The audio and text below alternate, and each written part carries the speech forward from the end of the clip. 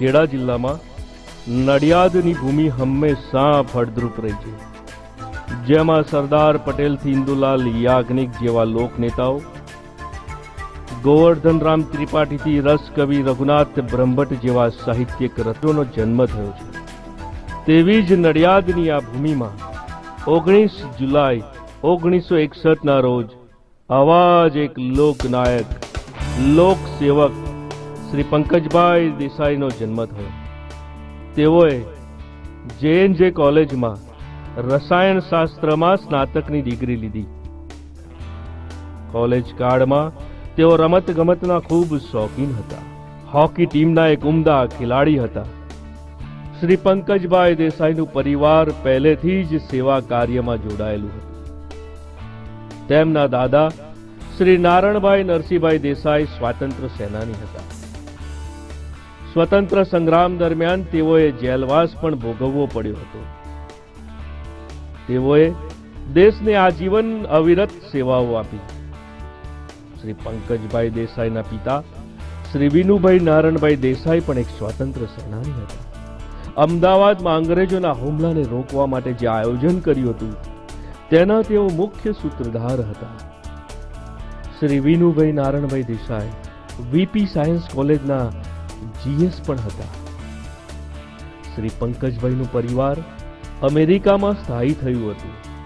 તેઓ ઈચ્છતા તો અમેરિકામાં સ્થાયી થઈ અને આરામની જિંદગી જીવી શક્યા હોત, પરંતુ તેમના દાદી હરિબાએ તેમને જણાવ્યું કે તેમના દાદા શ્રી નારણભાઈ દેસાઈ એવું ઈચ્છતા હતા કે તેમના પરિવારમાંથી કોઈ વ્યક્તિ સેવા કાર્યમાં જોડાય, અને તેમના દાદીના કહેવાથી તેઓએ અમેરિકાનું ગ્રીન કાર્ડ ઠુકરાવી અને નડિયાદમાં સ્થાયી થઈને અતિ કઠિન એવું લોકસેવાનું કાર્ય કરવાનું પસંદ કર્યું, જેમાં લોકો આપણા કામ કરતા આપણી ભૂલની વધારે નોંધ લેતા હોય. એવા લોકસેવાના કાર્યમાં પણ શ્રી પંકજભાઈએ શરૂઆતથી જ લોકોને પોતાના કાર્યોથી આંજી નાખ્યા. 1980માં તેઓએ યુવા જનતા પક્ષના જિલ્લા પ્રમુખ તરીકે ગરીબોની સેવાનું કામ પસંદ કર્યું. જ્યારે પણ એક્સિડન્ટ થયો હોય તેવા લોકોને એમ્બ્યુલન્સની વ્યવસ્થા કરી આપી, તેઓને હોસ્પિટલ પહોંચાડી અને વ્યવસ્થિત સારવાર થાય તેની વ્યવસ્થા ગોઠવી આપવાનું કાર્ય પણ તેઓએ કર્યું છે. ગરીબો માટે હેલ્થ કેમ્પ કરીને સેવા કાર્યો કર્યા છે. સાથે સાથે ગરીબ લોકોને મામલતદાર તથા પોલીસ સ્ટેશનના કામોમાં પણ મદદ કરી અને જ્યાં જરૂર પડી ત્યાં પોતે હાજર રહ્યા છે. તેઓ શ્રી 1985 થી 1990 અને 1995 થી 2000 એમ 2 વખત નગરપાલિકાના સભ્ય રહી લોકોની સેવાનું કાર્ય કર્યું છે.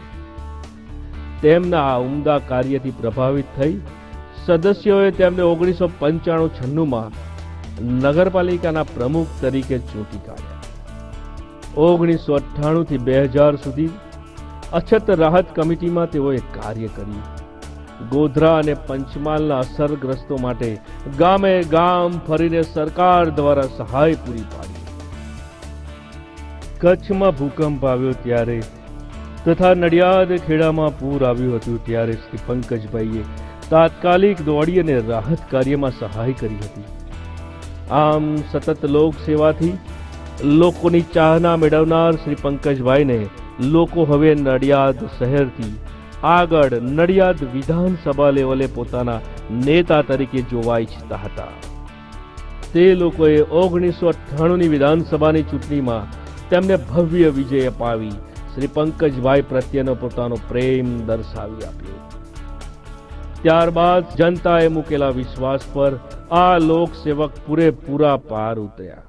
તેમની કામ કરવાની ધગશને ગુજરાત સરકાર દ્વારા પણ ધ્યાનમાં લેવામાં આવી અને તેમની કાર્યપ્રણાલી અને કાર્યક્ષમતા જોઈ માનનીય મુખ્યમંત્રી શ્રી નરેન્દ્રભાઈ મોદીએ તેઓને ગુજરાત સરકારના મુખ્ય દંડકની જવાબદારી સોંપી. આ લોકસેવકે ત્યાં સોંપવામાં આવેલી જવાબદારીને પણ સુપેરે નિભાવી અને રાજ્ય સરકારના ચહિતા બની રહ્યા. સચિવાલય વિધાનસભા સુધી પહોંચવા છતાં તેઓ પોતાની જન્મભૂમિને સાચા હૃદયથી પ્રેમ કરતા રહ્યા. જેની સાબિતી રૂપે નડિયાદના વિકાસ કાર્ય માટે રાજ્ય સરકારમાંથી ગ્રાન્ટ લાવી નડિયાદનો વિકાસ કર્યો અને નડિયાદને મુખ્ય શહેરોની હરોળમાં મૂકી દીધું. ગુજરાત રાજ્યના મંત્રીમંડળમાં પહોંચ્યા છતાં તેમના પગ નડિયાદની જમીન પર જ રહેતા. તેમના હૃદયમાં હંમેશા સંતરામ મહારાજ રહેતા. સામાન્યથી સામાન્ય માણસ પણ તેમને રૂબરૂ મળી શકે છે. તેમને પોતાની તકલીફ, જરૂરિયાત અને સમસ્યા જણાવી શકે છે. તેમના નિવાસસ્થાન પર કોઈ દિવસ પહેરો રહેતો નથી કે નથી ત્યાં આવનાર માણસની પૂછપરછ કે તપાસ થતી. તેમનું અવશ્ય માનવું છે કે જે જનતાએ મને તેમની સેવા માટે પસંદ કર્યો તે જ જનતા પર હું વિશ્વાસ ન રાખું તો હું તેમનો સેવક નહીં પણ દુશ્મન ગણાવું. તેમની પાસે સમસ્યા લઈને આવેલ કોઈ પણ વ્યક્તિની સમસ્યાનો ઉકેલ તાત્કાલિક લાવવાનો પ્રયત્ન કરે છે. તેઓ ખોટા વાયદા આપવામાં ક્યારેય માનતા નથી અને તેઓ દ્રઢપણે માને છે કે જે વ્યક્તિ પોતાની સમસ્યા લઈને આવ્યો હોય તેની સમસ્યાનું નિરાકરણ ઝડપથી થાય. તેઓ દરેક વ્યક્તિ માટે પોતાના હૃદયના તથા ઘરના દરવાજા હંમેશા ખુલ્લા રાખે છે. તેઓ સમયાંતરે નડિયાદના વિવિધ વિસ્તારોમાં જઈ યુવાનો તથા વડીલોને રૂબરૂ મળે છે, પરંતુ તેઓએ ક્યારેય આ મુલાકાતોને લોક દરબાર જેવું નામ નથી આપ્યું. તેઓનું માનવું છે કે દરબાર તો રાજાઓ ભરે, હું તો મારી જનતાનો સેવક છું અને સેવક ક્યારેય દરબાર ભરવા નહીં પણ સેવા કરવા માટે જ જતા હોય છે. તેઓ નડિયાદના વિવિધ વિસ્તારોમાં જઈ અને ગમે ત્યાં પોતાની જનતા સાથે સીધા જ સંપર્કમાં રહે છે અને સાચા અર્થમાં સેવક બનીને જ કાર્ય કરે છે. નડિયાદના પનોતા પુત્રને નડિયાદની જનતા જેટલા હૃદયથી પ્રેમ કરે છે એટલા જ હૃદયથી આ સેવક નડિયાદ નગરને વહાલ કરે છે અને તેના વિકાસમાં સતત કાર્યરત રહે છે. આજના ઇન્ટરનેટ યુગમાં શ્રી પંકજભાઈ દેસાઈની હાજરી ઇન્ટરનેટ ઉપર પણ છે.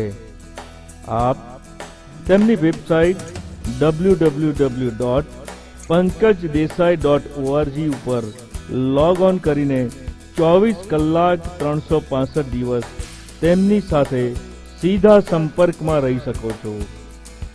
આપ આપની સમસ્યા તેમને જણાવી શકો છો તથા આપના વિચાર અને સૂચનો પણ આપી શકો છો.